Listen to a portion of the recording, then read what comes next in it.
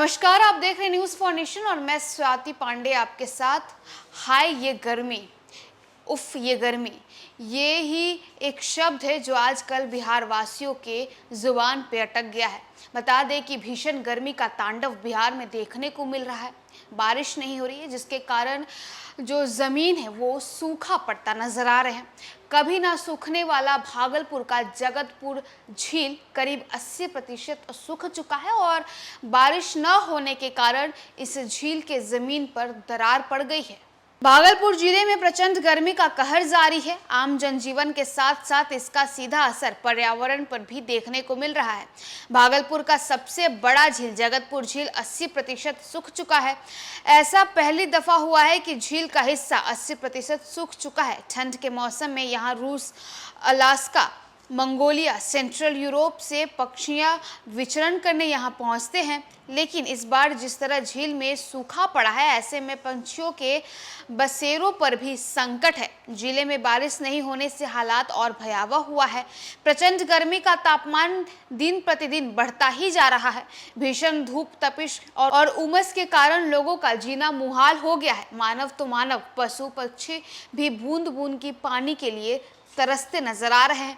नदियों के अलावे खुले मैदानी भाग के किसी जलाशय में पानी नहीं है। ग्रामीणों में पेयजल संकट के अलावे पशु पक्षियों को पीने के लिए नदी नालों में पानी की कमी हो गई है। पर्यावरणवादी बताते हैं कि जगतपुर झील में ग्राउंड में से पानी आता है, लेकिन बारिश नहीं होने के कारण साथ ही सरकारी उदासीनता के कारण झील सूखा पड़ गया है।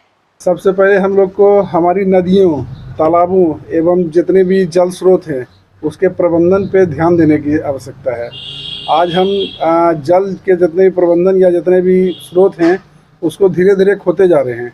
सबसे पहले तो हम लोग का ग्राउंड वाटर जो है रिचार्ज कैसे हो, इसकी चिंता, वर्षा जल को हम संचय कैसे कर सकें, इसको बड़े पैमाने पे हम लोग को ध्यान देने की ज़रूरत है। भागलपुर शहर में हम रह रहे हैं, देख लीजिए लोग यहाँ भागलपुर जैसे जगह पे या पूरे बिहार में जहाँ नदियों की बहुत ज़्यादा जाल है, वहाँ भी नदियाँ सूख रही है और लोग जो है टैंकर से आजकल पानी ले रहे हैं और विवश हो रहे हैं।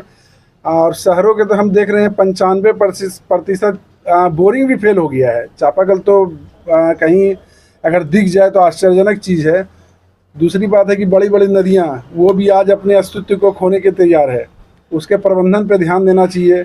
सरकार को जल से जुड़ी हुई जितनी भी चीज़ें, जैसे सबसे जल हमारे खेती के लिए सबसे आवश्यक अंग है, मगर खेती में हम सबसे ज़्यादा अपने नदियों को जो है वो नदियों के जल को प्रयोग कर रहे हैं। अब खेती आधारित किस तरह का खेती हमें करना चाहिए, इसके ऊपर भी सरकार को ध्यान देना चाहिए। जहाँ ज़्यादा जल की कमी है वहाँ किस तरह का फसल लगाया जाए, जहाँ जल की प्रचुरता वहाँ किस तरह का फसल लगाया जाए, ऐसी चीज़ों को भी हमें जो है नियंत्रित करना पड़ेगा। अब जगतपुर झील का अभी हम लोग कुछ दिनों से देख रहे हैं, तो जगतपुर झील हमारे यहाँ एक उदाहरण था, बहुत सुंदर जगह था। ये वर्षा जल या फिर क्या बोलते हैं बाढ़ के जल से हमारा वो जगतपुर झील रिचार्ज नहीं होता था। वहाँ भूमिगत जल जो है ग्राउंड वाटर से इतना सुंदर था कि जब बाढ़ की समाप्ति होती थी तब वो जल जो है धीरे धीरे जगतपुर झील बढ़ना चालू होता था। तो हम लोग देखते थे, मगर वहाँ का प्रबंधन जो है वहाँ बहुत बुरा स्थिति कर दिया गया। चारों ओर झील को चारों ओर से कोड़ दिया गया।